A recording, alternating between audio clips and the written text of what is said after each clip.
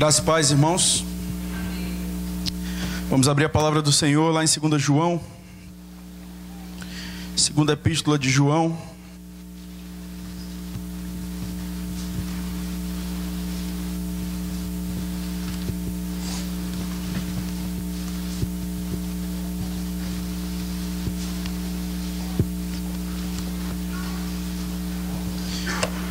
Nós estaremos hoje dando início à explanação nesse livro. E hoje nós iremos ficar do versículo 1 ao versículo 3. Mas eu quero ler toda a carta com os irmãos. Segunda epístola de João. Diz assim a palavra do nosso Deus. O presbítero, a senhora eleita e aos seus filhos, a quem eu amo na verdade. E não somente eu, mas também todos os que conhecem a verdade. Por causa da verdade que permanece em nós e conosco estará para sempre. A graça, a misericórdia e a paz da parte de Deus Pai e de Jesus Cristo, o Filho do Pai, serão conosco em verdade e amor. Fiquei sobremodo alegre em ter encontrado dentre os teus filhos os que andam na verdade, de acordo com o mandamento que recebemos da parte do Pai. E agora, Senhora, peço-te, não como se escrevesse mandamento novo, senão o que tivemos desde o princípio, que nos amemos uns aos outros. E o amor é este, que andemos segundo os seus mandamentos. Este mandamento, como ouvistes desde o princípio, é que andeis desse amor. Porque muitos enganadores têm saído pelo mundo fora, os quais não confessam Jesus Cristo vindo em carne. Assim é o enganador e o anticristo. Acautelai-vos, para não perderdes aquilo que temos realizado com esforço, mas para receberdes completo galardão. Todo aquele que ultrapassa a doutrina de Cristo e nela não permanece, não tem Deus. O que permanece na doutrina, esse tem tanto o Pai como o Filho. Se alguém vem ter convosco e não traz esta doutrina, não recebais em casa, nem lhe deis as boas-vindas. Porquanto aquele que lhe dá boas-vindas, faz-se cúmplice das suas obras más. Ainda tinha muitas coisas que vos escrever. Não quis fazê-lo com papel e tinta, pois espero ir ter convosco e conversaremos de viva voz, para que a nossa alegria seja completa. Os filhos da tua irmã eleita te saúdam. Vamos orar mais uma vez? Pedir a orientação do nosso Deus.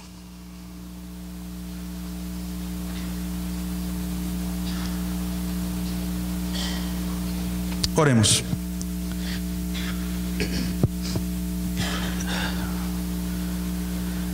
Deus eterno, graças te damos pela oportunidade que o Senhor nos dá de podermos cultuar o teu nome.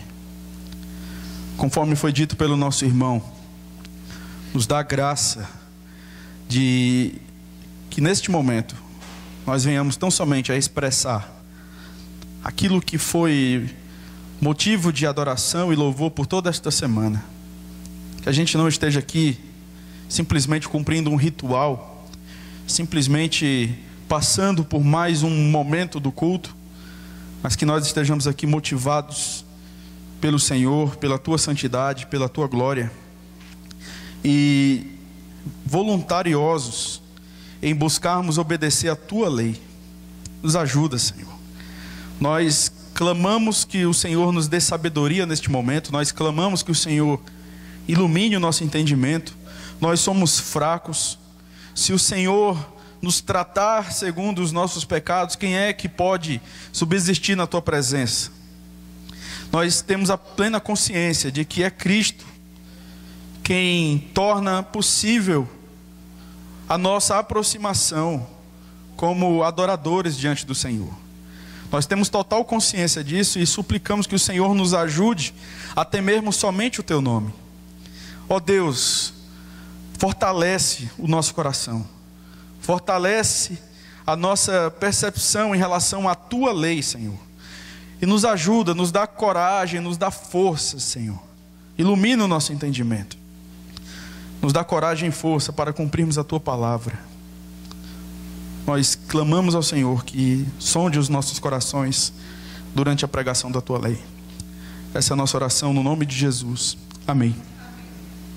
Como falei, hoje nós estamos dando início a uma série de pregações.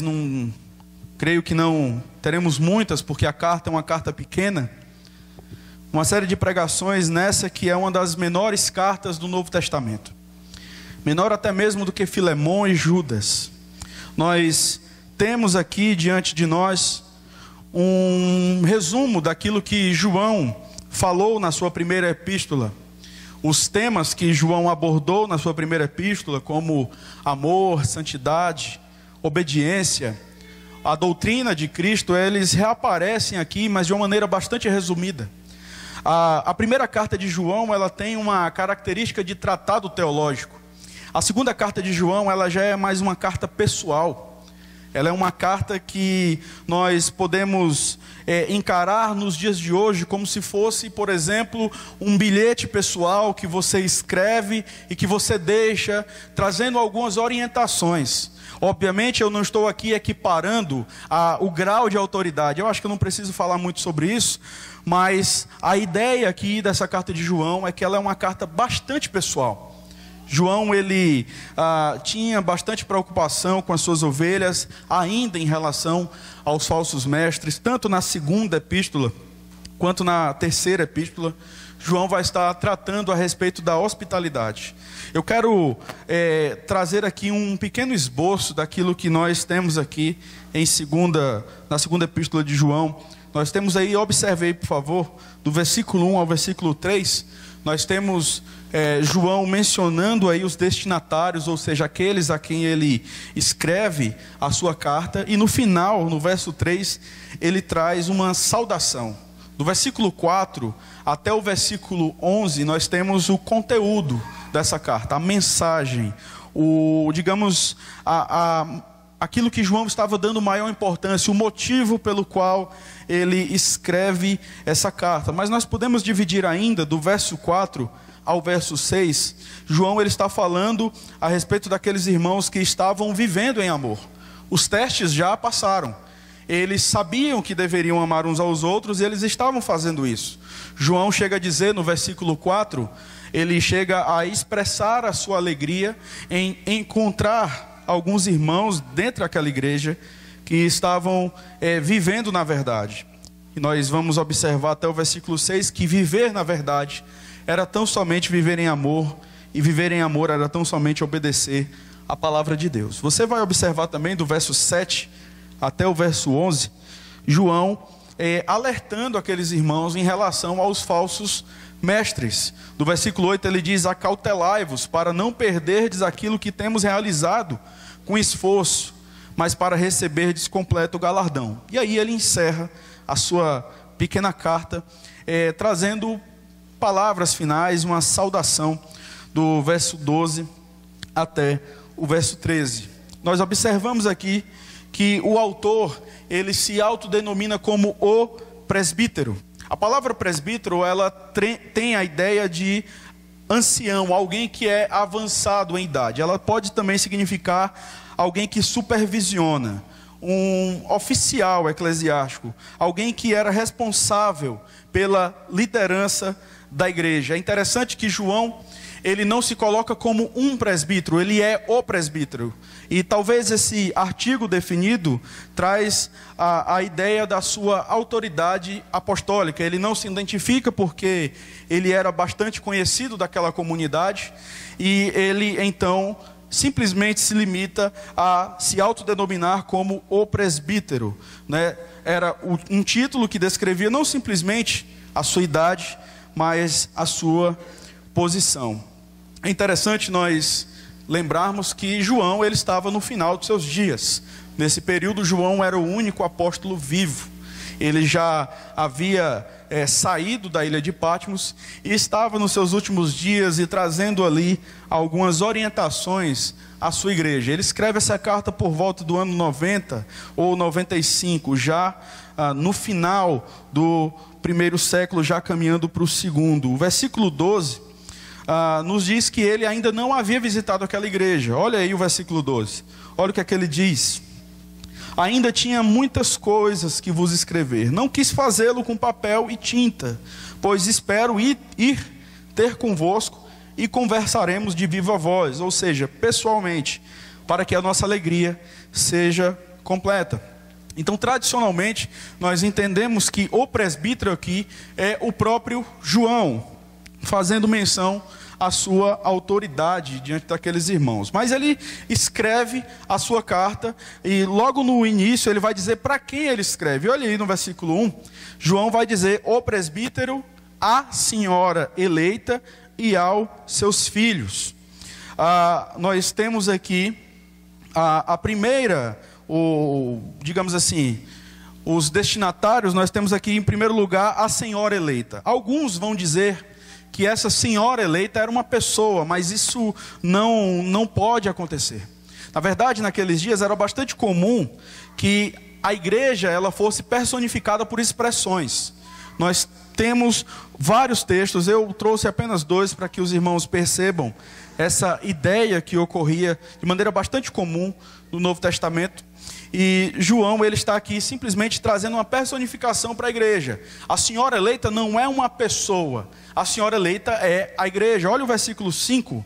No versículo 5 diz: e agora, Senhora, peço-te, não como se escrevesse mandamento novo, senão o que tivemos desde o princípio, que nos amemos uns aos outros. Então ele traz essa ideia de pluralidade, ou seja, não era uma pessoa em especial, mas eram algumas pessoas que faziam parte dessa senhora eleita. É por isso que João diz: a senhora eleita e aos seus filhos. É como se ele estivesse querendo dizer: eu estou escrevendo a uma determinada igreja local, e os seus filhos são quem? São os membros dessa igreja. Você vai ver aí no versículo 1 essa expressão. No versículo 4, João ele fala também a respeito dos filhos. E no versículo 13, ele fala a respeito dos filhos que estavam na igreja dele. Olha o que é que diz: os filhos da tua irmã eleita te saúdam. Ou seja, eram os membros também da igreja de onde João estava escrevendo a sua carta. Então, conforme eu falei, era bastante comum a igreja ela ser personificada, ela ter alguns nomes, né? E aí você vai, por exemplo, lá em 1 Pedro capítulo 5, no versículo 13, Pedro ele está falando o seguinte: aquela que se encontra em Babilônia, também eleita.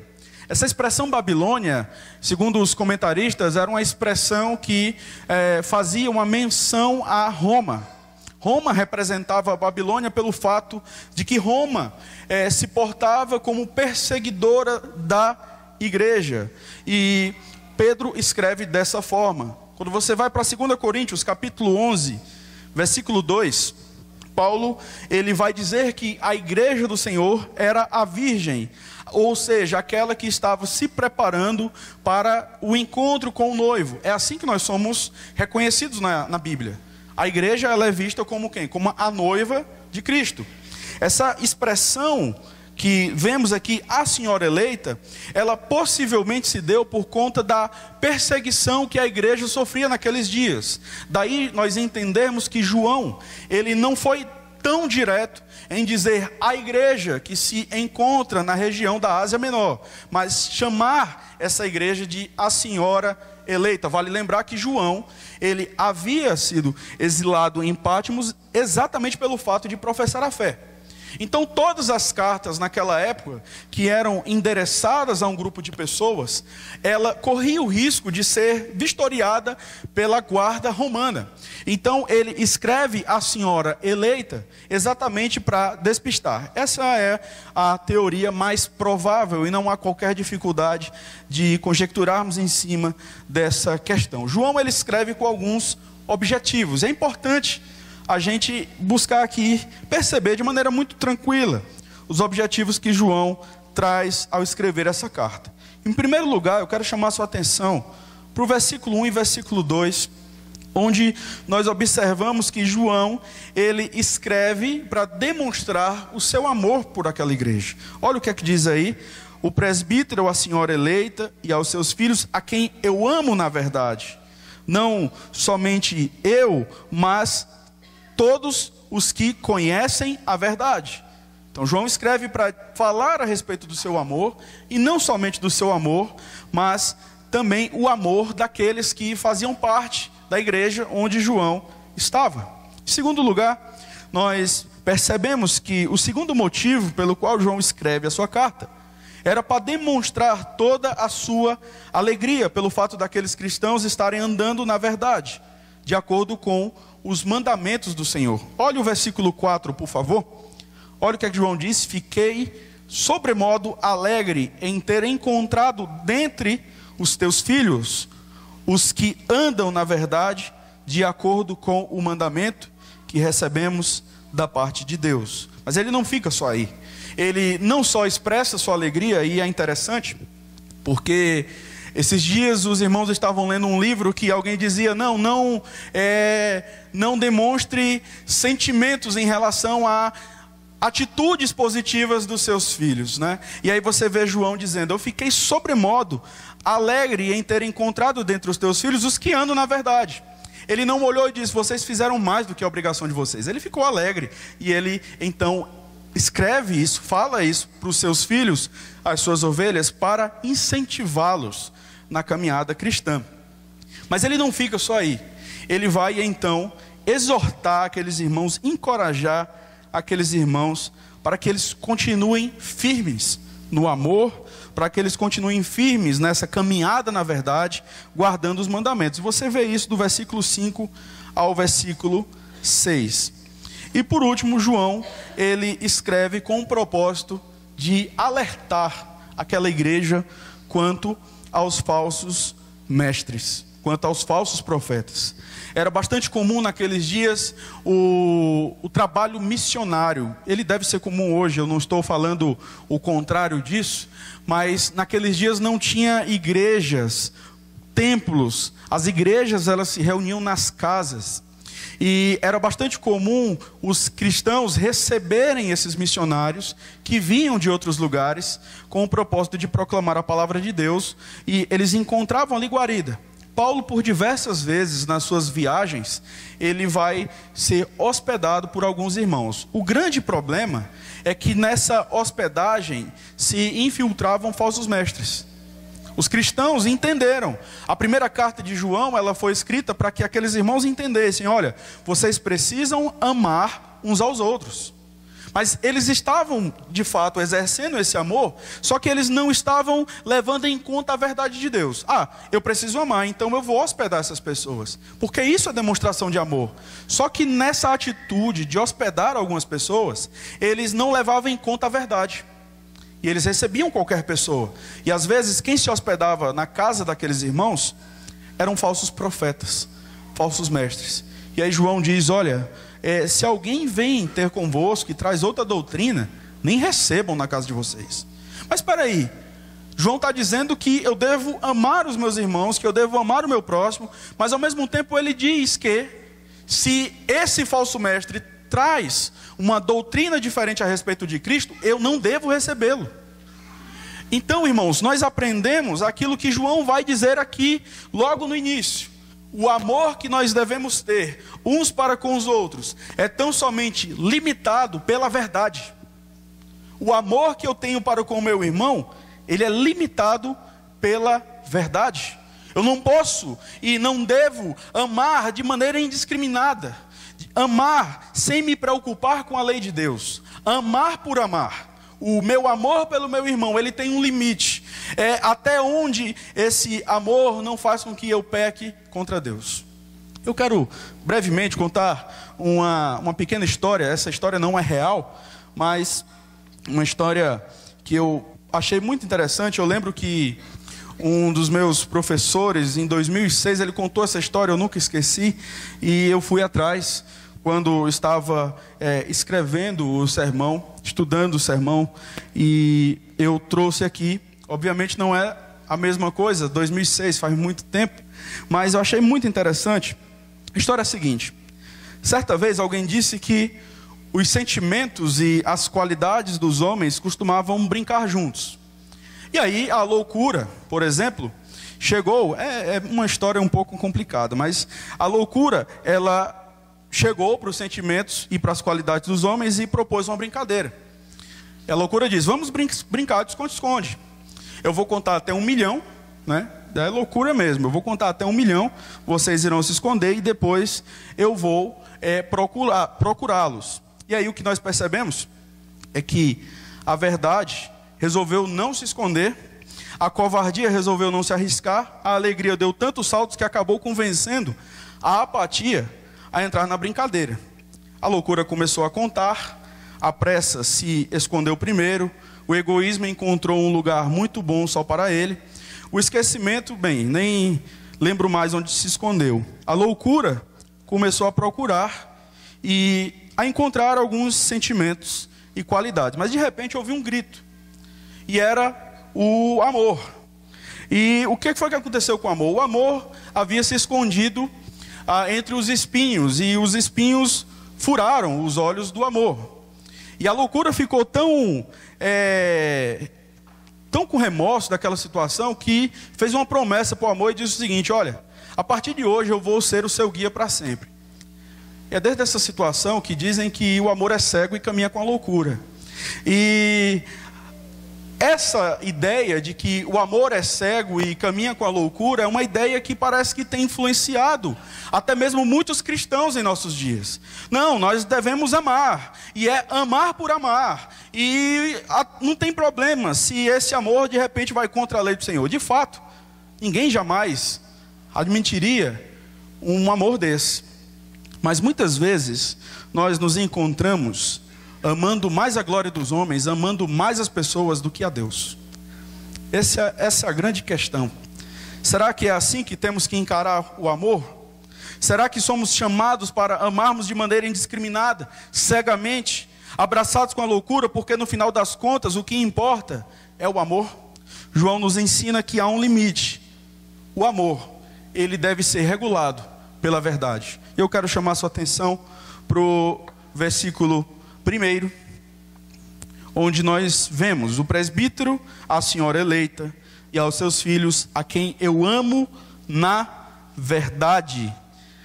Mesmo que o amor, mesmo o amor sendo uma prerrogativa de todo cristão autêntico, esse amor não é vivenciado de qualquer maneira, conforme nós vimos aqui.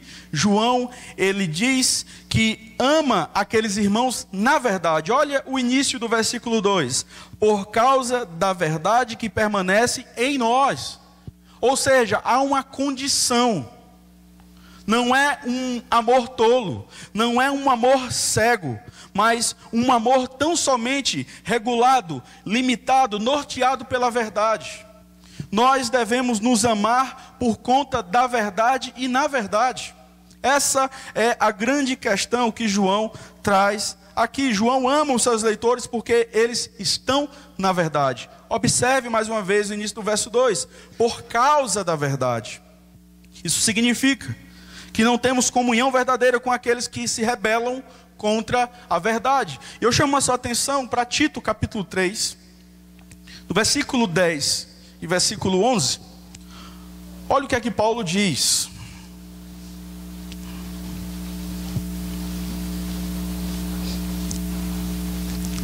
Paulo estava orientando Tito, aquele jovem ministro que se deparava com alguns problemas na igreja. E olha o que é que Paulo fala: evita o homem faccioso, depois de admoestá-lo primeira e segunda vez, pois sabes que tal pessoa está pervertida e vive pecando e por si mesma está condenada. A questão é: eu vou exortar, eu vou confrontar, mas a pessoa não quer caminhar nos caminhos do Senhor. Paulo diz: evita o homem faccioso. E De repente nós poderíamos pensar, não, mas espera aí, nós devemos amar, nós temos que agregar, nós temos que trazer essa pessoa. Irmãos, Paulo está falando para Timóteo, ou para Tito, evita este homem. O amor pelo irmão é limitado pela verdade. Mais uma vez, Mateus capítulo 22, agora somente o versículo 36 ao versículo 39.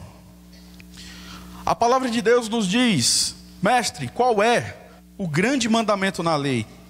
Respondeu-lhe Jesus: amarás o Senhor teu Deus de todo o teu coração, de toda a tua alma, de todo o teu entendimento.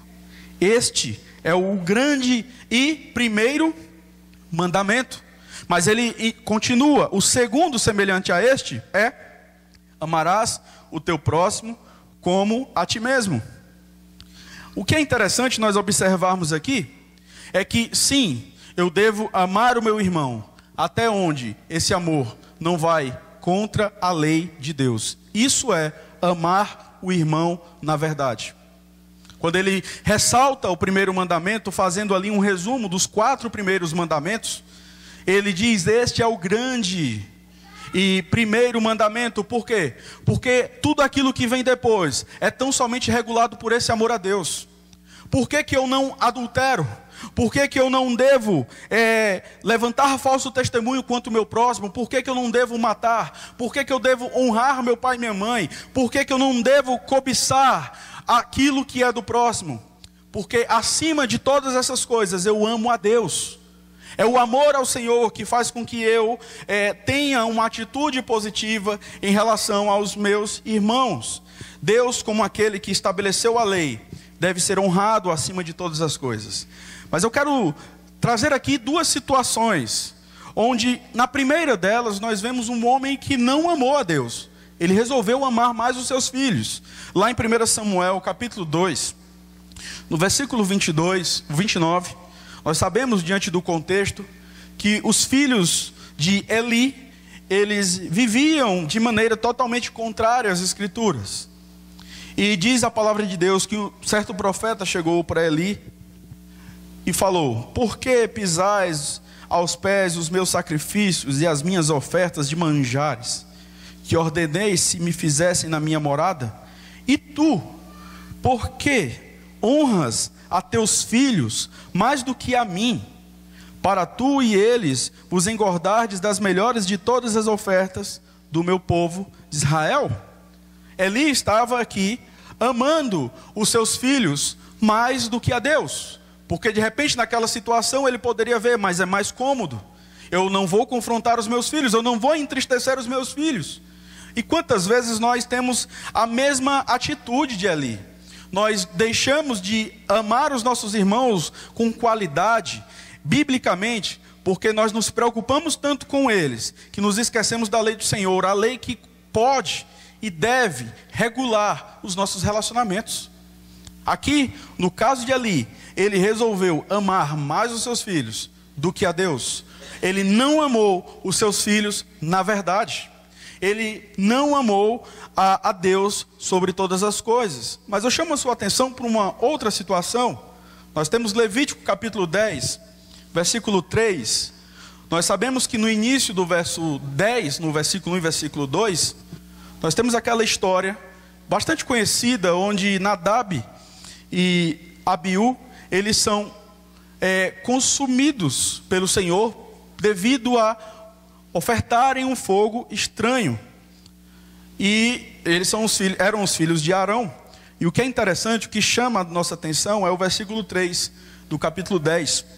A Bíblia diz: e falou Moisés a Arão: isto é o que o Senhor disse: mostrarei a minha santidade naqueles que se achegarem a mim, e serei glorificado diante de todo o povo. Porém Arão se calou. Eu achei muito interessante essa postura de Arão, e fui investigar essa palavra. A ideia aqui, acreditem, é que Arão, diante daquilo que Moisés falou, Arão foi consolado.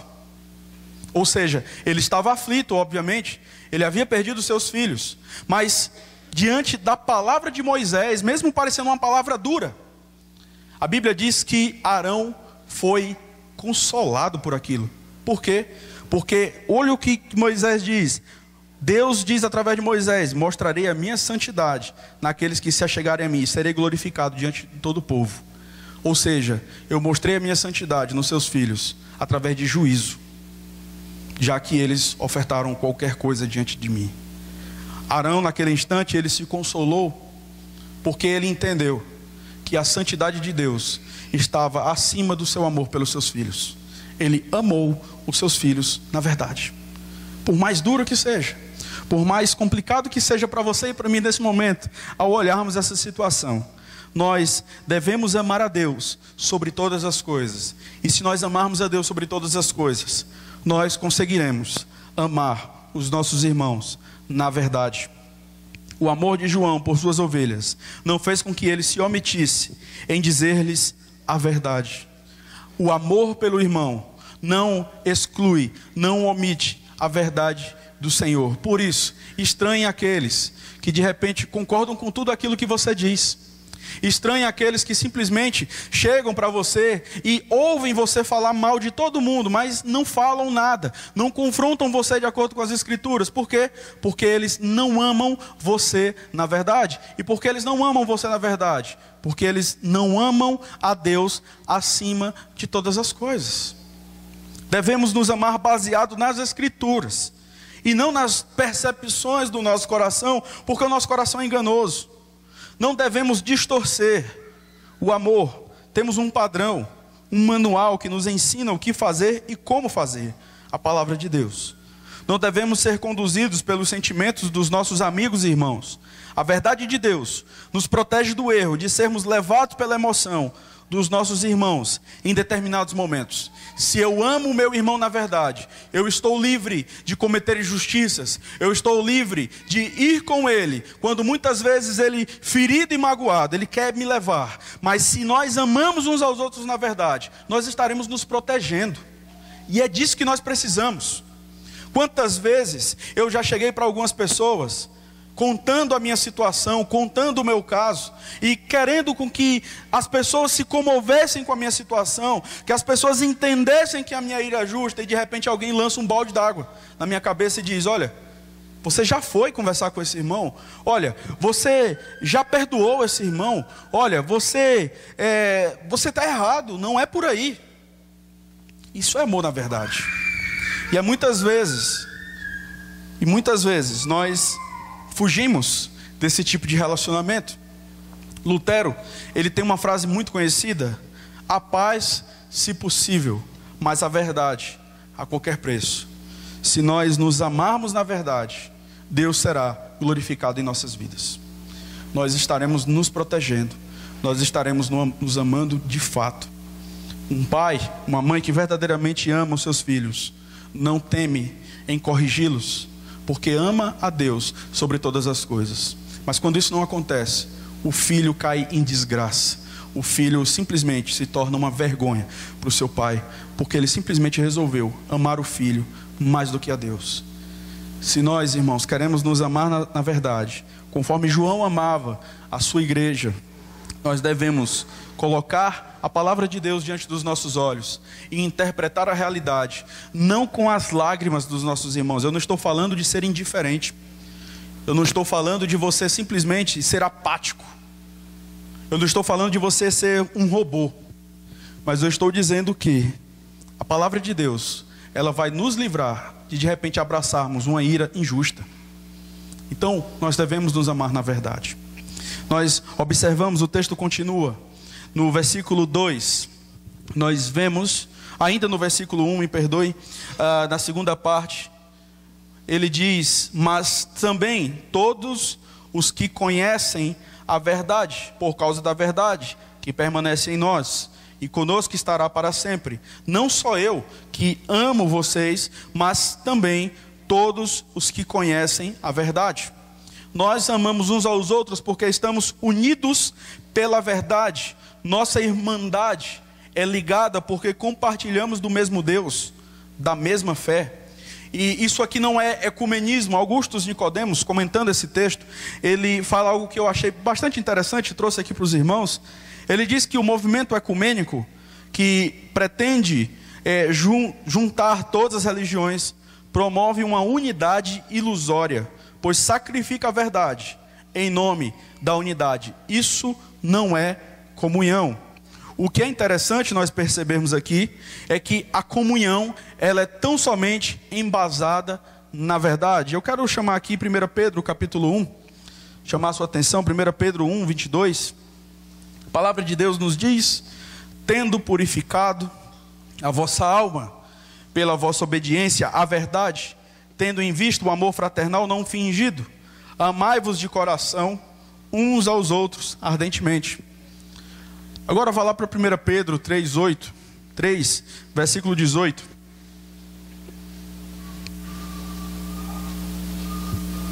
Filhinhos, não amemos de palavra, nem de língua, mas de fato e de verdade. O que é interessante é que João, ele agora não fala por si mesmo. Antes ele diz: eu amo vocês na verdade. Mas depois ele fala: não somente eu, mas todos aqueles que conhecem a verdade. Mas espera aí, a Bíblia não menciona um relacionamento entre essas pessoas. A Bíblia não menciona uma convivência. Mas João diz: pelo fato deles conhecerem a verdade, pelo fato de vocês andarem na verdade, eu posso dizer com toda segurança que essas pessoas que estão aqui comigo, elas amam também vocês. E quando nós vemos isso, nós aprendemos que o amor não é fruto da afinidade. O amor é fruto da verdade. Mesmo não convivendo, mesmo não estando juntos, mesmo se de repente nós torcermos para times diferentes, gostarmos de músicas diferentes, mas a mesma verdade que habita em mim é a mesma verdade que habita em vocês. Eu não tenho dúvidas de que foi isso que motivou o coração dos irmãos quando nós chegamos aqui pela primeira vez. Os irmãos nos amaram mesmo sem nos conhecer. Os irmãos nos abraçaram porque nós compartilhamos da mesma verdade. Essa história de defendermos que o amor ele deve existir naqueles que têm afinidade com outras pessoas, isso não é bíblico. Nós devemos nos amar. Eu posso de repente não saber o nome de todos aqui, mas se você está em Cristo e eu estou em Cristo, nós podemos nos amar. O que faremos depois é progredir no nosso relacionamento, aprofundar algumas questões. Mas a causa do nosso amor mútuo não é a afinidade, mas é a verdade que habita em nós. E, em última análise, não é errado nós admitirmos aqui que a verdade que habita em nós é o próprio Cristo.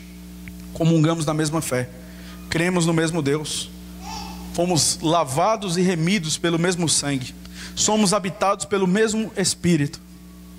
Eu posso dizer que em Cristo, mesmo não conhecendo você, eu posso afirmar que nós nos amamos.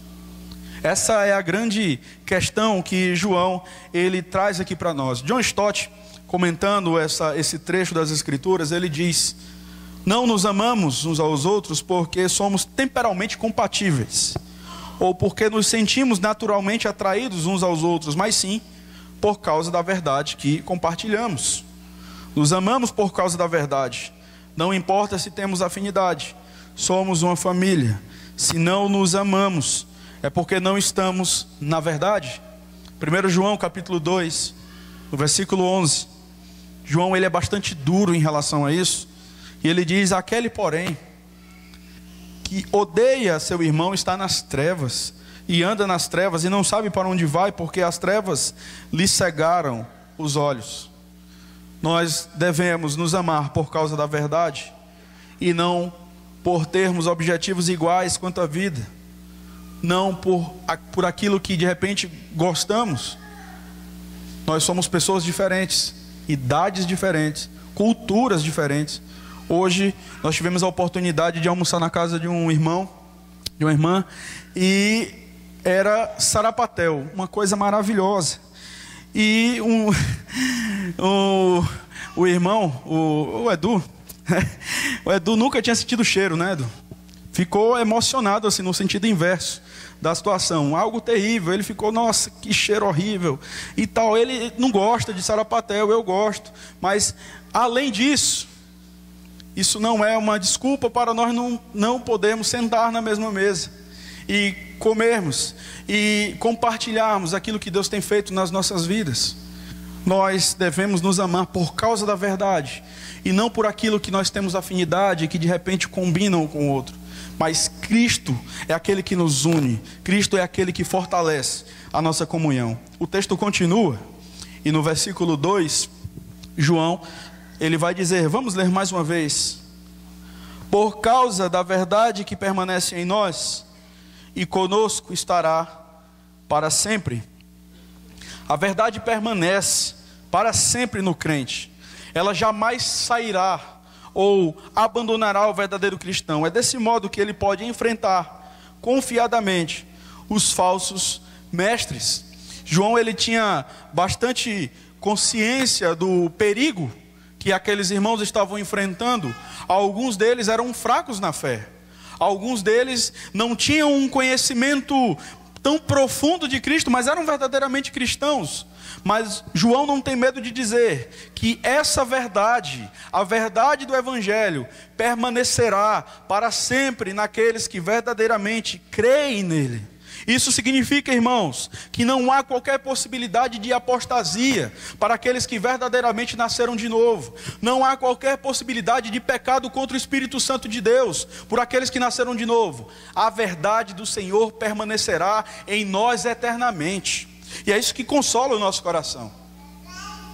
Você persevera, você caminha, você continua na jornada cristã, porque Deus, pela graça, pela misericórdia, através do seu Filho, estabeleceu a paz entre nós e Deus, de graça, e isso agora permanecerá em nós, para todo o sempre. João exorta aqueles irmãos, ele não traz aqui num tom de encorajamento, mas num tom de certeza e convicção. Essa verdade, ela permanece em nós e conosco estará para sempre. Nós podemos dizer que o Espírito Santo de Deus é aquele que permanece em nós e nos conduz a toda a verdade. Olhe lá o capítulo 2 de 1 João, versículo 27.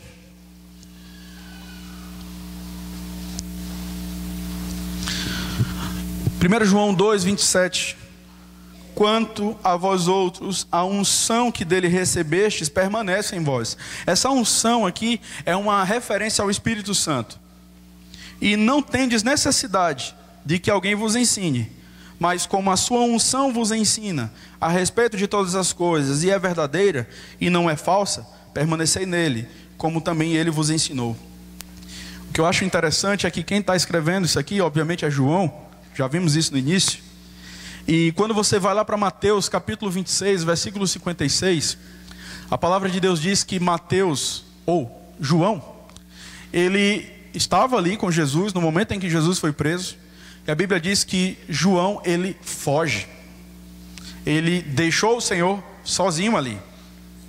Mas o que é interessante é ver este mesmo homem, que outrora havia tido um comportamento de covardia, comportamento covarde. Agora ele diz, essa verdade, ela permanece conosco, ela estará conosco eternamente. Ou seja, porque a verdade estava em mim, mesmo eu fugindo naquele momento, eu retornei, eu me arrependi, eu voltei. Para aqueles que têm a verdade no seu coração, para aqueles que são habitados pelo Espírito Santo de Deus, que nos conduz a toda a verdade. Você pode cair em pecados terríveis, eu não estou dizendo que você deve, mas você pode, de repente, em um certo momento da sua vida, traçar caminhos que são caminhos terríveis. Mas saiba, se a verdade está em você, você se arrependerá e você retornará. Deus é aquele que nos sustenta. Deus é aquele que nos guarda. Isso não dá desculpa para a libertinagem, mas isso mostra para nós que a graça do Senhor é maior do que a vida. É por isso que o autor bíblico diz, por isso os meus lábios te louvam. Se Deus foi misericordioso e gracioso com um adúltero, com um homem que matou muitas pessoas, com um homem que desonrou a Deus, que em um certo momento da sua vida foi um pai terrível, ou com outro que foi um dos grandes mentirosos das Escrituras, como é o caso de Jacó. Eu estava falando antes de Davi. Eu quero dizer para você que Deus é Deus de misericórdia e de graça. Essa verdade que permanece em nós é a verdade que nos trará de volta em momentos de aflição, em momentos de tribulação, mas em momentos também de pecado, onde nós precisaremos nos arrepender. É a verdade quem irá nos sustentar, é a verdade quem irá nos confrontar e nos trazer de volta. Quando alguém chegar e nos confrontar, como foi o caso de Davi, quando o profeta Natan chega e confronta Davi, a Bíblia diz que Davi se arrependeu. É essa verdade, irmãos, que nos faz perseverar. Não tenhamos cuidado em simplesmente, de maneira muito rápida, nós olharmos para determinadas pessoas e dizer: esse não é crente, esse não é crente, esse não é crente, porque simplesmente essa pessoa cometeu algum deslize, porque simplesmente essa pessoa não atendeu às suas expectativas. Saiba de uma coisa: se nós somos verdadeiramente cristãos, Deus irá nos trazer de volta, porque a verdade, ela permanece conosco, ela permanece em nós e permanecerá para sempre. João fugiu, mas João retornou. Agora eu chamo a sua atenção para o versículo 3. João, ele está aqui encerrando a sua introdução. Ele agora expressa algumas questões que eram comuns da época em relação à saudação. João, ele diz: a graça, a misericórdia e a paz da parte de Deus Pai e de Jesus Cristo, o Filho do Pai, serão conosco em verdade e amor. Então, eu quero agora, rapidamente, falar a respeito desses três aspectos, dessa tríade que nós observamos aqui: a graça, a misericórdia e a paz. João, ele diz que essa graça de Deus, ela seria com eles em verdade e amor. Nós sabemos que a graça de Deus é a livre ação do Senhor em dar vida a pecadores. Quando nós vamos, por exemplo, para Efésios, no capítulo 2, do versículo 4 ao versículo 9, Paulo está falando: mas Deus, sendo rico em misericórdia, por causa do grande amor com que nos amou, estando nós mortos nos nossos delitos e pecados, nos deu vida juntamente com Ele. E aí nós observamos no verso 8, ele dizendo que, porque pela graça sois salvos, mediante a fé, e isto não vem de vós, é dom de Deus, não de obras, para que ninguém se glorie. A graça de Deus é algo que faz parte da saudação introdutória de João, meio que relembrando aqueles irmãos mesmo experimentados. Se eles precisaram relembrar, por que nós não precisamos relembrar? Por que não precisamos relembrar todos os dias que é a graça de Deus que nos alcançou? Não podemos em nenhum momento tratar esse aspecto da teologia como um aspecto basilar, um aspecto que não, eu já sei disso. A questão não é o quanto você sabe, a questão é o quanto somos gratos pelo fato de Deus ter agido com graça sobre nós.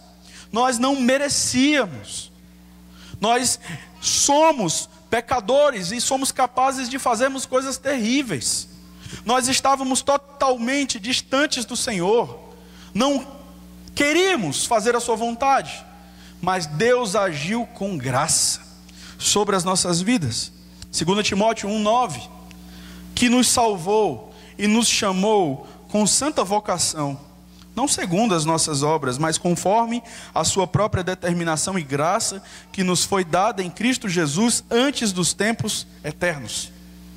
Então, graça é aquilo que eu não mereço e Deus me dá. Mas ele fala agora de misericórdia. Misericórdia é aquilo que eu mereço. O que é que eu mereço? O inferno. E o que é que Deus faz? Ele não me dá o inferno. Ele se compadece. Ele tem compaixão. A palavra misericórdia, se você for olhar etimologicamente, a ideia é que Deus, ele simplesmente é como se ele colocasse o coração dele na nossa miséria. Deus age então com misericórdia. Deus age com bondade, mesmo nós não merecendo. Quando nós vemos Tito, capítulo 3, versículo 5, a palavra de Deus diz: não por causa de atos de justiça por nós praticados, mas devido à sua misericórdia, Ele nos salvou pelo lavar regenerador e renovador do Espírito Santo. Efésios 2:4, todavia Deus, sendo rico em misericórdia, pelo grande amor com que nos amou. Então essa é a ideia de João. Enquanto que a graça, ela tem esse aspecto de nos dar vida, nos justificar, a misericórdia, ela tem esse aspecto de tirar essa condenação. Eu gosto de uma ilustração, e eu creio que explica um pouco essa relação entre graça e misericórdia, e eu creio que eu já contei aqui. Permita-me, por favor, contar novamente. Um indivíduo, ele estava preso por conta de um crime terrível que ele havia cometido. Ele havia matado um rapaz, e eu sei que, acho que isso não é possível, mas na situação, o juiz era o pai da vítima. Isso não é possível, né? Mas a história fala isso. Obviamente é uma história fictícia. E é claro que aquele rapaz não tinha qualquer chance de sair ileso daquela situação. Ele seria condenado. Mas o que é mais interessante é que o juiz, ele paga a dívida daquele rapaz, daquele criminoso. Ele liberta aquele criminoso. Isso é misericórdia. Ele estava condenado à prisão perpétua, à morte mesmo. Então o juiz diz: isso não vai acontecer. Ele age então com misericórdia. E ele não se contenta com isso. Ele diz: olha, você vai ser o meu filho. Eu vou adotar você, você vai morar na minha casa. Você não tem nada, mas eu vou te dar roupas novas, eu vou te dar um lar novo. E agora você vai ser o meu filho, você vai comer a minha mesa. Isso é graça. Ele não merecia aquilo, e Deus, ou o juiz ali, agiu com graça. E irmãos, nós não temos a dimensão do que Deus nos perdoou. Nós não temos a profundidade para entendermos a natureza da largura, da altura, da profundidade, da graça, da misericórdia de Deus sobre as nossas vidas. Ele vai terminar essa tríade falando de paz. Ele vai aqui, a graça, a misericórdia e a paz, da parte de Deus, Pai, e de Jesus Cristo, o Filho do Pai. A ideia da palavra paz aqui é exatamente aquela ideia que traz justificação. Quando você vai para Romanos capítulo 5, do versículo 1, a Bíblia diz: tendo sido, pois, justificados pela fé, temos paz com Deus por nosso Senhor Jesus Cristo.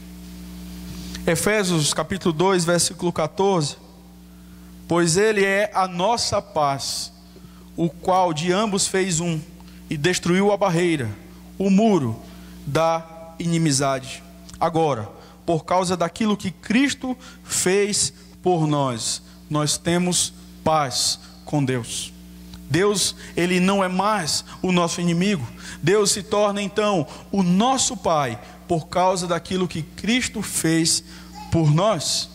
Mas o que é interessante é que quando você vai para Colossenses capítulo 3, versículo 15, Paulo está dizendo que a paz de Cristo, ela seja o juiz em seus corações, visto que vocês foram chamados a viver em paz, como membros de um só corpo. E aqui nós começamos a entender, mesmo sendo Paulo, mas aquilo que João estava querendo dizer por graça, misericórdia e paz. Não eram simplesmente aspectos teológicos que deveriam ficar na nossa mente, mas eram aspectos teológicos que deveriam influenciar na forma como nós nos relacionamos. É por isso que ele vai dizer: serão convosco, serão conosco em verdade e amor. Ou seja, a paz de Cristo, aquilo que Cristo fez por nós, deve nortear os meus relacionamentos. Se Deus, que tinha todos os motivos para matar a cada um de nós, Ele estabeleceu a paz, mandando o seu Filho para morrer no nosso lugar, nós já não mais olhamos os nossos irmãos de acordo com os nossos pressupostos, de acordo com o nosso senso de justiça, mas de acordo com aquela paz que foi estabelecida na cruz do Calvário. E isso nos humilha, irmãos, porque em todos os momentos nós somos tomados pelo um sentimento de autojustiça. Em todos os momentos nós procuramos justificativas para mostrarmos que estamos certos e que os nossos irmãos estão errados. Mas a questão não é quem está certo, quem está errado. Obviamente que você vai chegar e vai confrontar a pessoa e mostrar nas escrituras que essa pessoa está em pecado. Mas entendendo o seguinte: se Deus agiu com misericórdia, se Deus estabeleceu a paz entre nós e Ele que tinha todos os motivos do mundo para acabar conosco, essa paz, ela deve nortear os nossos relacionamentos também. Por isso que João coloca aqui, e ele diz que essas questões, elas devem ser vivenciadas como? Em verdade e amor. Não é de qualquer maneira. Como falei, a graça de Deus, a graça que nós devemos ter pelos nossos irmãos, a misericórdia que nós devemos ter, a paz, ela não está acima da verdade. Na verdade, ela é regulada pela verdade. Por quê? Porque podemos ser mais misericordiosos do que a Bíblia orienta. Porque de repente corremos o risco de sermos mais graciosos do que a Bíblia ordena. Ou de simplesmente, não importa como você está vivendo. Não importa que doutrina você prega. Não importa se você ofende a Deus. Vem para cá. A questão não é ser inimigo. A questão é, como Judas fala, ter compaixão em temor. Eu estou aqui, eu sei que ele fala besteira, eu vou me aproximar, mas eu sei que eu não posso estar com ele, porque estar com ele nessa situação é ser conivente. Por isso que ele diz que a misericórdia, que a graça, a misericórdia e a paz, elas serão conosco em verdade e amor. Amor a Deus sobre todas as coisas e amor ao próximo. Mas esse amor ao próximo, ele é tão somente regulado pela verdade. Que Deus nos abençoe e que Deus nos ajude a vivermos aquilo que João nos ensina nesta noite. Eu creio que se o Espírito Santo de Deus não aplicar essa verdade aos nossos corações, sairemos daqui da mesma forma. Mas que o Senhor modifique, que o Senhor mude o nosso coração, que o Senhor mude a nossa mente, que o Senhor nos ajude a vivermos tão somente de acordo com a sua palavra. Vamos orar.